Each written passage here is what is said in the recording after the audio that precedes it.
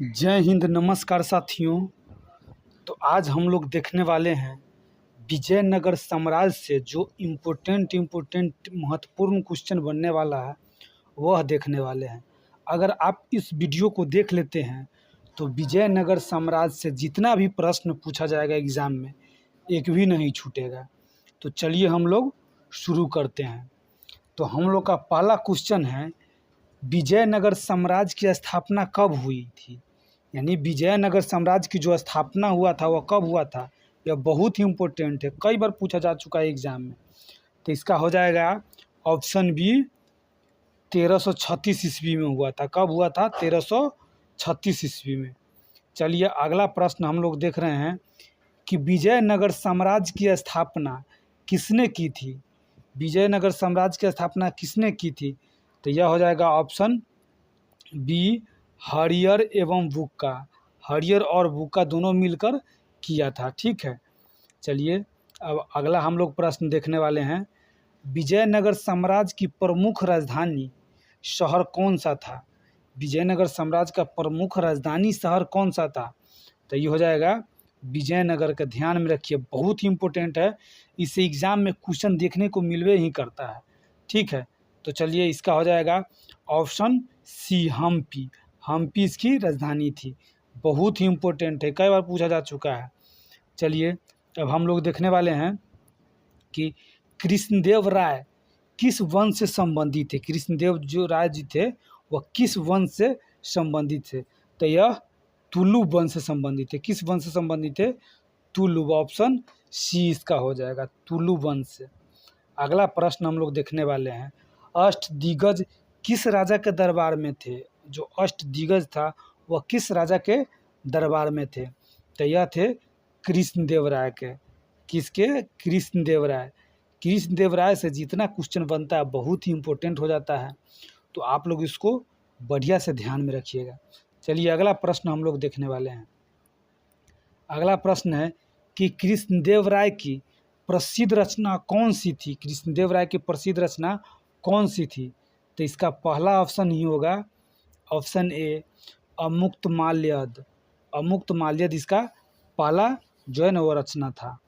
चलिए अब अगला प्रश्न हम लोग देखने वाले हैं। देखिए अगला प्रश्न है, हम्पी को यूनेस्को ने विश्व धरोहर स्थल कब घोषित किया? बहुत ही इम्पोर्टेंट प्रश्न, इसको तो एकदम याद करके रखिएगा क्योंकि यह एग्ज़ाम में छपने वाला क्वेश्चन है। हम्पी को यूनेस्को ने विश्व धरोहर स्थल कब घोषित किया? तो यह हो जाएगा ऑप्शन बी, 1986। कब हो जाएगा? Option B, 1986। चलिए अगला प्रश्न देखते हैं। अगला प्रश्न है, विजयनगर साम्राज्य का पतन किस युद्ध के बाद हुआ था? तो विजयनगर साम्राज्य का जो पतन हुआ था वह तालीकोटा के युद्ध के बाद हो गया था। कब? तालीकोटा के युद्ध के बाद हो गया था। चलिए अगला प्रश्न हम लोग देखने वाले हैं। अगला प्रश्न आ जाइए कि तालीकोटा का युद्ध किस वर्ष हुआ था? अब देखिए यही विजयनगर साम्राज्य का पतन तालीकोटा के युद्ध के द्वारा हुआ था, और अब पूछा जा रहा है कि तालीकोटा का युद्ध किस वर्ष हुआ था? तो तालीकोटा का युद्ध हुआ था 1565 ईस्वी में, यानी इसका ऑप्शन आपको बी हो जाएगा। कब? बी, 1565 ईस्वी में हुआ था। कृष्णदेव राय ने अमुक्तमाल्यद किस भाषा में लिखी थी? तो यह ऑप्शन हो जाएगा इसका सी, कौन? तेलुगु भाषा में। तेलुगु भाषा में, क्योंकि विजयनगर साम्राज्य दक्षिण में ही था तो तेलुगु भाषा में यह लिखे थे। चलिए अगला प्रश्न हम लोग देखने वाले हैं, विजयनगर साम्राज्य का प्रमुख बंदरगाह कौन था? तो विजयनगर साम्राज्य का प्रमुख बंदरगाह जो था वह होनावर था। होनावर। कौन था? होनावर। ऑप्शन डी, होनावर था। कौन था? होनावर था। चलिए अब अगला हम लोग देखने वाले हैं। अगला प्रश्न है, देखिए अगला प्रश्न आपको हो जाएगा, विजयनगर साम्राज्य ने किस धर्म को संरक्षण दिया था?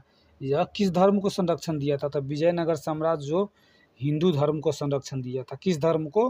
तो हिंदू धर्म का, जो हिंदू धर्म है इसको संरक्षण दिया था। चलिए अगला प्रश्न हम लोग देखने वाले हैं।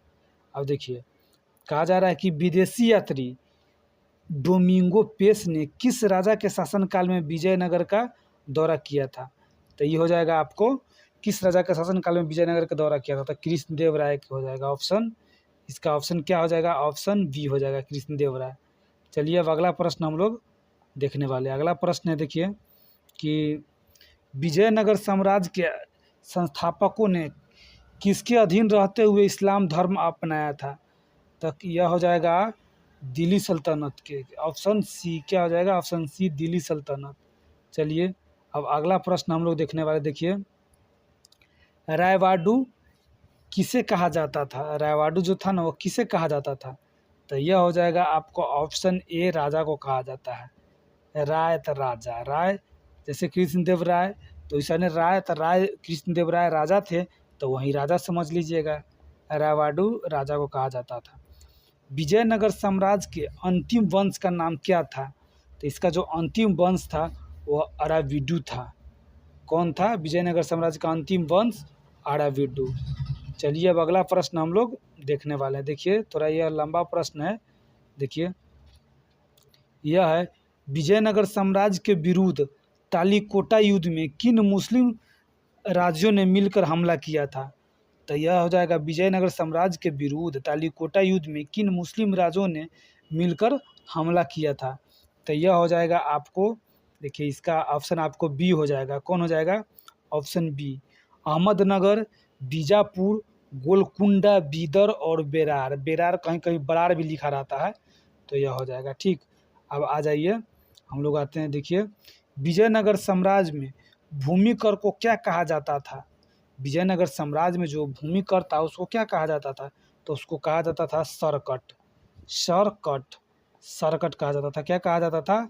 सरकट कहा जाता था। देखिए सरकट। चलिए अब अगला प्रश्न हम लोग देखते हैं। देखिए इसका ऑप्शन डी हो जाएगा, डी। अब आ जाइए अगला प्रश्न कि नारायण पंथ की स्थापना विजयनगर काल में किसने की थी? तो विजयनगर काल में करने वाला जो था बल्लभाचार्य था। कौन था? बल्लभाचार्य। Option B. चलिए अगला प्रश्न और लास्ट प्रश्न हम लोग देखने वाले हैं कि विजयनगर साम्राज्य के प्रसिद्ध मंदिर कौन से हैं? विजयनगर साम्राज्य के प्रसिद्ध मंदिर कौन से हैं? तो यह जाएगा विरूपाक्ष मंदिर, विठल मंदिर। विरूपाक्ष मंदिर, विठल मंदिर, ये ऑप्शन सी हो जाएगा। तो यह रहा इम्पोर्टेंट प्रश्न। तो दोस्तों इसी तरह के प्रश्न देखने के लिए और इम्पोर्टेंट क्वेश्चन देखने के लिए चैनल से जुड़ जाइए। मिलते हैं अगले वीडियो में। जय हिंद, वंदे मातरम दोस्तों।